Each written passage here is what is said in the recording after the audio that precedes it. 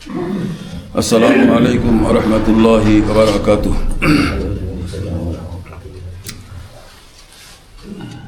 মহান রব্বুল আলামিনের দরবারে শুকরিয়া আদায় করছি, যিনি আমাদেরকে ফজরের নামাজ জামাতের সাথে আদায়ের পর কোরআন শুনবার জন্য সুযোগ করে দিয়েছেন। সেই মহান স্রষ্টার দরবারে শুকরিয়া, আলহামদুলিল্লাহ। আমরা মহাগ্রন্থ আল কোরআনের 40তম সূরা মুমিন গতকালকে তেলাওয়াত শেষ করা হয়েছে। আজকে 41তম সূরা হামিম আস-সাজদা।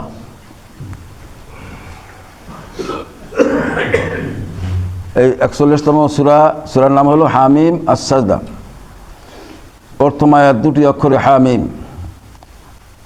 আর সাজদা শব্দ আছে এই সূরার ভিতরে। সাজদার আয়াতও আছে। দুটো শব্দ দ্বারা এর নামকরণ করা হয়েছে। হামিম হরফে মুকাত্তাআত বা বিচ্ছিন্ন বর্ণ, এর অর্থ আল্লাহ প্রকাশ করেন নাই। তো এই নামকরণ দ্বারা বোঝা যায় যে এই সূরা পরিচিতির জন্য, যে সেই সূরা যা শুরু হয়েছে হামিম দিয়ে, আর সাজদার আয়াত রয়েছে এর মধ্যে, এর পরিচিতিমূলক নাম। সূরাটি মাক্কিয় সূরার অন্তর্ভুক্ত, 54টি আয়াত, 6 রুকু। সূরাটি নাযিল হওয়ার সময়কাল হলো মাক্কিয় যুগের হযরতে হামজা রাদিয়াল্লাহু তাআলা আনহুর ইসলাম গ্রহণ এবং ওমর রাদিয়াল্লাহু তাআলা আনহুর ইসলাম গ্রহণ, এই দুই মহৎ ব্যক্তির ইসলাম গ্রহণের মাঝামাঝি সময় সূরাটি অবতীর্ণ হয়। অবতীর্ণ হওয়ার প্রেক্ষাপটটা ছিল আবু জাহেল, আবু লাহাব, উতবা, সাইবা, কাফের নেতৃবৃন্দ, এরা বাইতুল্লাহ শরীফের এক পাশে তার বসা। আর মুহাম্মদ সাল্লাল্লাহু আলাইহি ওয়াসাল্লাম তিনি বাইতুল্লাহ প্রবেশ করে দেখলেন যে এরা বসা রয়েছে। যেহেতু এরা ভিন্ন গোত্র, ভিন্ন মতাবলম্বী, এই জন্য নবী পাক সাল্লাল্লাহু আলাইহি ওয়াসাল্লাম মসজিদের আর এক প্রান্তে তিনি বসলেন। তখন এই কুরাইশ নেতৃবৃন্দ এরা পরামর্শ করলো যে মুহাম্মদ সাল্লাল্লাহু আলাইহি ওয়াসাল্লাম তিনি তো একা রয়েছেন, তা এই সময় একটা কাজ করা যাক, আমরা কিছু এই সুযোগটা কাজে লাগাতে পারি। তাকে এমন কিছু কথা বলবো যে সে তার মতবাদ থেকে হয়তো ফিরে আসবে আমাদের পক্ষে। এই মর্মে কিছু প্রস্তাবনা নিল উতবা বিন রাবিআ নামক এক নেতা। তিনি নবীজির নিকটবর্তী হয়ে বসলেন। নবীজিকে বললেন যে মুহাম্মদ সাল্লাল্লাহু আলাইহি ওয়াসাল্লাম, তুমি আমাদের ভাতিজা, তো তোমার সাথে কিছু কথা আছে। কথা হলো যে তুমি তোমার বংশ মর্যাদা, তোমার মর্যাদা সম্পর্কে তুমি অবগত, তুমি উচ্চ বংশের, তুমি একজন ভালো মানুষ হিসাবে তোমার একটা গ্রহণযোগ্যতা এলাকায় ইতিমধ্যে ছড়াই পড়ছে। তোমার সততা, ন্যায়নীতি, তোমার ইনসাফপূর্ণ কথাবার্তা, আচরণ, এতে সমাজে অনেক লোক মুগ্ধ। কিন্তু একটি বিষয় হলে সমস্যা, যে আমরা যা চাই তুমি তা চাও না। এমত অবস্থায় তুমি যদি আমাদের চিন্তা চেতনা যদি তোমার যদি একমত হও, তাহলে এই ধরনের কিছু সুযোগ সুবিধা আছে, যেটা সূরা কাফিরুনের শানে নুজুলে বলা হয়েছে অনুরূপ। তো নবীজি বললেন ঠিক আছে, বলুন। সেই প্রস্তাবগুলো দেওয়ার পর নবীজি এই সূরা পাঠ করে শোনালেন।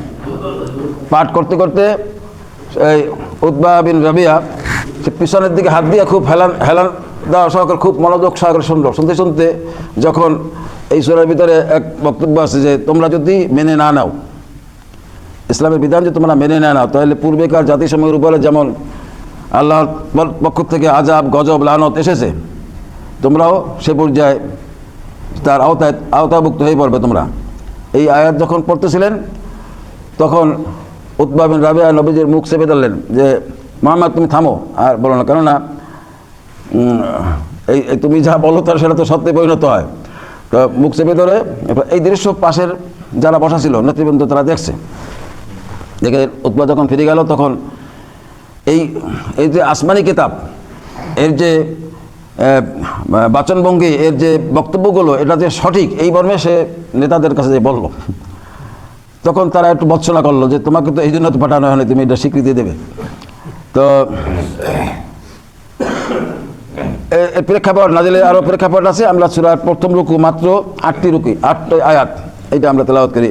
أعوذ بالله من الشيطان الرجيم بسم الله الرحمن الرحيم حميم تنزيل من الرحمن الرحيم كتاب فصلت آياته قرآنا عربيا لقوم يعلمون بشيرا ونذيرا فأعرض أكثرهم فهم لا يسمعون চারটি আয়াত তেলাওয়াত করেছি। প্রথম আয়াত হলো হামিম। এই দুই অক্ষরই এক আয়াত, এর অর্থ আল্লাহ তাআলা জানেন নাই। তারপরে দ্বিতীয় আয়াত রহমান রহিম, আল্লাহ তাআলার কাছ থেকে এই কিতাবের অবতরণ। তৃতীয় আয়াত হলো যে এটি এমন এক কিতাব যার আয়াতসমূহ খুলে খুলে বর্ণনা করা হয়েছে। এই কোরআন আরবি ভাষায় এমন এক সম্প্রদায়ের জন্য নাজিল করা হয়েছে যারা এর ভাষা জানে। কুরআন আরবিয়্যান লিকাওমিন ইয়ালামুন, হ্যাঁ, আরবি ভাষায় নাজিল করা হয়েছে, এমন এক সম্প্রদায়ের কাছে পাঠানো হয়েছে যারা এই ভাষাগত বোঝে।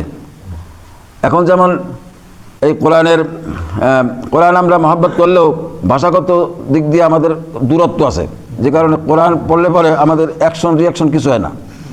যদি তেলাওয়াত ভালো হয় তাহলে শুনতে ভালো লাগে, এতটুকু।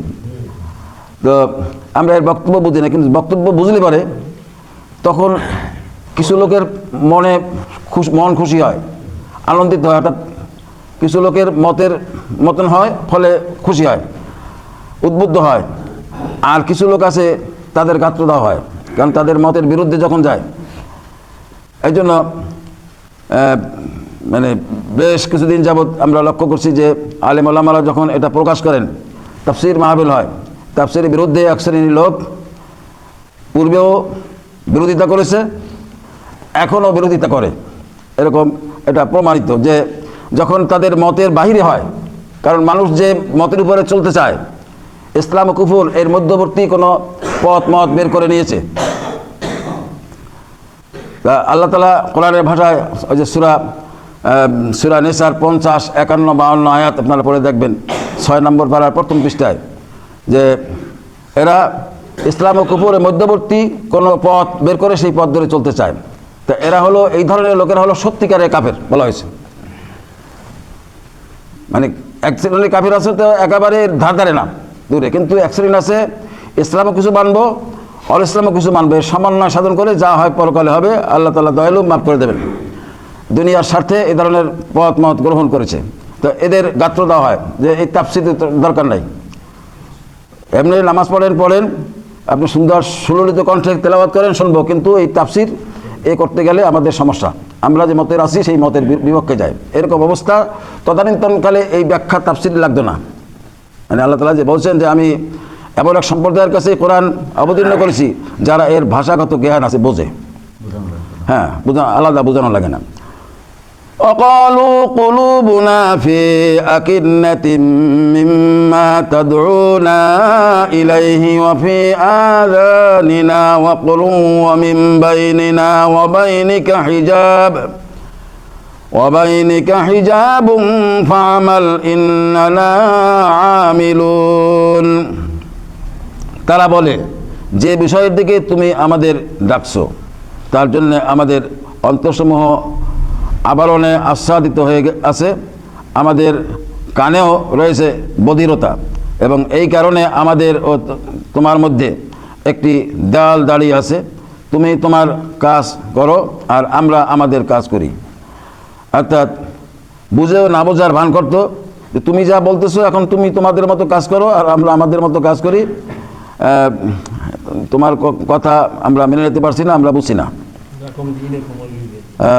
6 قل إنما أنا بشر مثلكم يوحى إلي أنما إلهكم إله واحد فاستقيموا إليه واستغفروه وويل للمشركين। হে নবী, তুমি বলো, আমি তো তোমাদেরই মতো একজন মানুষ, কিন্তু আমার উপর এ মর্মে ওহী নাজিল হয় যে তোমাদের মাবুদ হচ্ছেন একমাত্র মাবুদ, অতএব হে মানুষ তোমরা তার ইবাদতে অবিচল থাকো এবং তার কাছে ক্ষমা প্রার্থনা করো, আর যাবতীয় দুর্ভোগ তো মুশরিকদের জন্যই, মুশরিকদের জন্য যাবতীয় দুর্ভোগ। আল্লাযীনা লা ইউতুনা যাকাতা ওয়া হুম বিল আখিরাতি হুম কাফিরুন, দুর্ভোগ তাদের জন্য যারা যাকাত দেয় না এবং যারা পরকালের উপর বিশ্বাস করে না।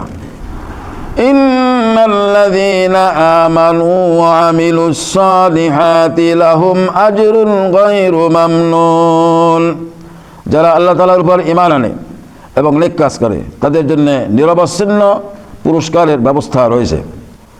এই 8 নম্বর আয়াতে আল্লাহ তাআলা সংক্ষেপে একটি কথা বলছেন, যারা ঈমান আনে এবং আমলে সালেহা, ইন্নাল্লাযীনা আমানু ওয়া আমিলুস সালিহাতি। কোরআন কারীমের এই আয়াতটি বহু জায়গায় আছে, এমনকি ছোট্ট সূরা আসর ইল্লাল্লাযীনা, সেখানে ইন্না দিয়া না ইল্লাল্লাযীনা আমানু ওয়া আমিলুস সালিহাতি।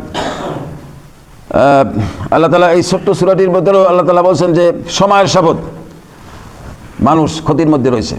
ওয়াল আসরি ইন্নাল ইনসানা লাফি খুসরি ইল্লাল্লাযীনা আমানু ওয়া আমিলুস সালিহাতি ওয়া তাওয়াসাউ বিল হাক্কি ওয়া তাওয়াসাউ বিস সাবরি। হ্যাঁ, আল্লাহ বললেন যে সব মানুষ ক্ষতির মধ্যে রয়েছে, ক্ষতির থেকে রক্ষা পাওয়ার মতন যোগ্যতা তাদের রয়েছে যাদের ভিতরে 4টি গুণ আছে, যারা ঈমান এনেছে, আমলে সালেহা করেছে, আর ওয়াতাওয়াসাউ বিল হাক্কি, হকের উপরে দৃঢ়তার সাথে অবস্থান করেছে, হকের পথে দাওয়াত দেয়, হকের পথে নিজে চলে, আর ওয়াতাওয়াসাউ বিস সাবরি, হকের পথে চলতে গেলে যে বিপদ মুসিবত আসে এর উপরে সে ধৈর্য ধারণ হককে আঁকড়ে ধরেছে। হকের পথে চলতে গিয়ে হকের পথ কোনটা? হকের পথ হলো কোরআনের পথ। কোরআনের বাইরে যত মত আছে সব পথ হলো ভ্রান্ত পথ। যেই আদর্শের ভিতরে কোরআন নাই, সেইটা হলো বেহক না হক পথ। আল্লাহ তাআলা তাই বলছেন, ওই যে গতকালকে বলছিলাম মনে হয় সূরা নাহলে, ওয়ালাল্লাহি কসদুস সাবিল ওয়া মিনহা জাইর ওয়ালাউ শাআ লাহাদাকুম আজমাইন। ওয়ালাল্লাহি কসদুস সাবিল ওয়া মিনহা জাইর, সৎ পথ, সঠিক পথ, এটা দেখাই দেওয়া আল্লাহর দায়িত্ব। যেহেতু পথসমূহের ভিতরে অসংখ্য বাঁকা পথ আছে, এক বিন্দু থেকে আরেক বিন্দু পর্যন্ত দুটো বিন্দু সরল রেখা কয়টা হবে? একটা। একের বাইরে যত সরল রেখা টানার চেষ্টা করা হবে সব বক্ররেখা। তো আল্লাহ এই কোরআনের একটা পরিচয় হলো যে আল্লাহ তাআলা বলছেন যে কোরআনকে এটা রশির সাথে তুলনা করা হয়েছে আল্লাহর সাথে। আল্লাহর সান্নিধ্য লাভের একটি মাধ্যম হলো এই কোরআন। তো এই হকের পথ, কোরআনের পথ হলো আল্লাহ প্রদত্ত, রাসূল সাল্লাল্লাহু আলাইহি ওয়াসাল্লাম প্রদর্শিত এই পথ। এই পথটি যদি মানুষ গ্রহণ করে তাহলে বাতিল শক্তির সবসময় তাদের রোশনালে থাকতে হয়, কারণ তারা চায় না হকের পথে চলতে গেলে তাদের যে ইচ্ছা, কামনা, বাসনা, লালসা সেগুলো পূরণ হয় না। ফলে বাতিল শক্তি সবসময় হকপন্থীদের বিরুদ্ধে অবস্থান নিয়ে নানাবিধ ষড়যন্ত্র চালায়। তো সেই জন্য আল্লাহ তাআলা বলছেন যে ওয়াতাওয়াসাউ বিল হাক্কি ওয়াতাওয়াসাউ বিস সাবরি, যারা হকের পথে দৃঢ়তার সাথে অবস্থান করে আর ধৈর্য ধারণ করে, এই 4টি গুণে যারা গুণান্বিত তারা ব্যতীত সব মানুষ ক্ষতিগ্রস্ত। তো আমরা এখানে ঈমানের স্বাদ আস্বাদনে আমলে সলেহ আমাদের সাথে থাকতেই হবে। বিষয়টি সহজভাবে বুঝবার জন্য আমি আগেও বলছি যে আমলে সলেহ মনে করেন জিরো বা শূন্য, আর ঈমান হলো যেন একটা ধরেন এক সংখ্যা ঈমানের পুঁজি আছে, এক সংখ্যা। এর সংখ্যা, এই পুঁজি বাড়াতে হলে এই শূন্য লাগবে। একের ডাইনে যদি আপনার শূন্য দেন 10, একের ডাইনে যদি এক শূন্য দেন 10, আর এক শূন্য দিলে 100, আর এক শূন্য দিলে 1000, আর এক শূন্য দিলে 10,000, আর এক শূন্য দিলে 1 লাখ, আর এক শূন্য দিলে 10 লাখ, তাই না? এখন এক সংখ্যা যদি না থাকে তাহলে 0 এরকম 84 পর্যন্ত নিয়ে যান, তাহলে এর কোনো দাম আছে? এটা যেমন সহজভাবে বুঝলাম। ঈমান ব্যতীত আমলে সলেহার কাজ বহুত এনজিও প্রতিষ্ঠিত হয়েছে আমাদের দেশে, বহু এনজিও আছে, অনেক ভালো কাজ করে। আপনি যদি একটু ইনফরমেশন দেন যে আমার বাড়িতে ঢোকার স্যানিটেশন ব্যবস্থা ভালো নাই, রাস্তাঘাট ভালো নাই, ড্রেনের অব্যবস্থাপনা, তাহলে এই করে দেওয়ার এনজিও আছে। আপনাকে সহজ শর্তে ক্ষুদ্র ঋণের দেবে, যার মধ্যে সুদে জড়িত। নানা রকম এইরকম এনজিও আমাদের দেশে আছে।